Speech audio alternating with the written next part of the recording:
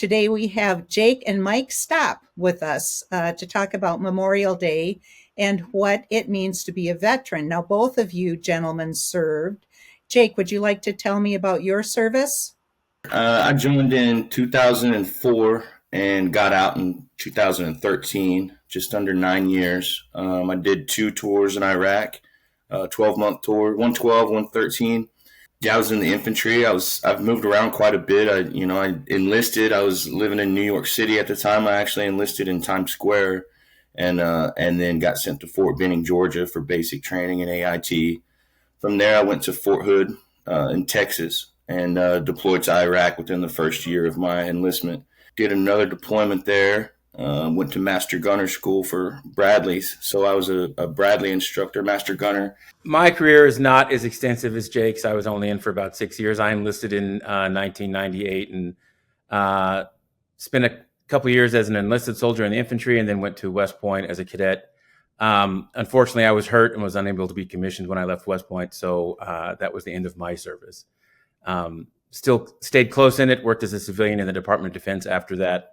But again, my service is not nearly as extensive as my brother's. So that's why I was glad he was able to join us today.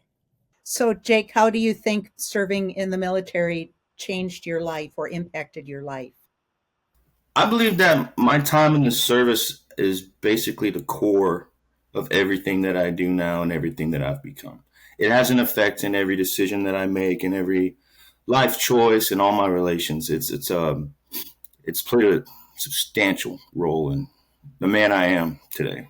There's this long history of Native Americans serving, but maybe we don't know all of the famous Native Americans, other than you and Jake, that have impacted our country's service. Native Americans have served in the U.S. military since the founding of this country. Tribes have taken different sides in every one of the local, or what I would call domestic, conflicts, both the Revolution and the Civil War. There were tribes on both sides of those arguments. But one of the things that I discovered when I went to West Point was that one of the earliest non-European graduates was actually a Creek Indian from Alabama named David Moniak. He was in one of the earliest classes, the class of 1822, and went on to become a major and actually died in the Second Seminole War in action. And then we think about some other famous folks like Ira Hayes, who was part of the Iwo Jima flag raising. We don't always associate that, but there were Native Americans a part of almost every major engagement in the United States and played significant roles. I think we're all aware, of course, of the Code Talkers, specifically the Navajo Code Talkers in World War II, but we also had Comanche Code Talkers in World War I, which played a significant role as well. So how will you two spend Memorial Day? I think it's important to celebrate Memorial Day. I'll say that you see a lot of folks who say, remember what this holiday's about and make a big deal. It's not about barbecues and lake time, but it is. I've had a number of friends and classmates who've died in service to the country. I do think about them over Memorial Day. I don't think it needs to be a time to be down and depressed, because that's not who they were. And that I know that's not necessarily what they would think. Had a really good friend of mine, David Frazier, who I think about every year. He was a roommate of mine. And I'll tell a funny story about him in just a minute. But we do need to remember those who have, given the ultimate price. But at the same time, it's to celebrate life. It's to celebrate the freedoms that we have because of what our military does. But David Frazier and I were roommates, and he had never met a real Indian until we met. And so he was a runner from Houston, just got out of high school, and I was a little older, had been enlisted, and so I was helped bringing him up and teaching him things as we went, stuff that I had learned as an enlisted soldier. So he was always asking me questions and bugging me for a while. But then one night we were laying in our racks and the lights are off, and he whispers out into the dark. He says, "Mike, can I ask you a question?"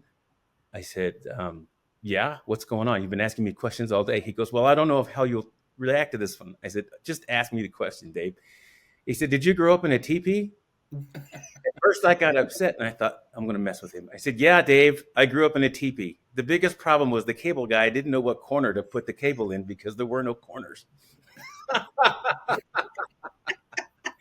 So while we have a high percentage of Native Americans who serve per capita, we're still a very small percentage of the population at large, and people don't really know who the modern American Indian is. So it's one of the things we get to do in the military is actually share those stories with those we serve with.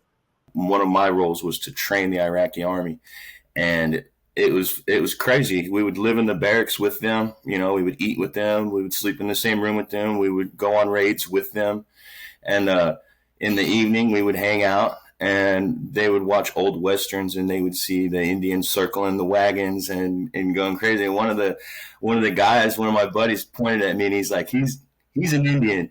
And their eyes just got this big. They didn't think that was real. They were like, and they were just shocked that Indians were real and we were still alive. And then I got a lot more respect off of them after that, after they realized that, because we actually do, our cultures do have a lot in common, especially when it comes to families and food, and gatherings, and celebrations and mourning is a lot similar. The Iraqis in some of the traditional Native American ways. Well, gentlemen, I appreciate you taking time out to talk to me about Memorial Day. Thank you very much. And thank you for your service. Thanks, Shirley. Thanks for having me.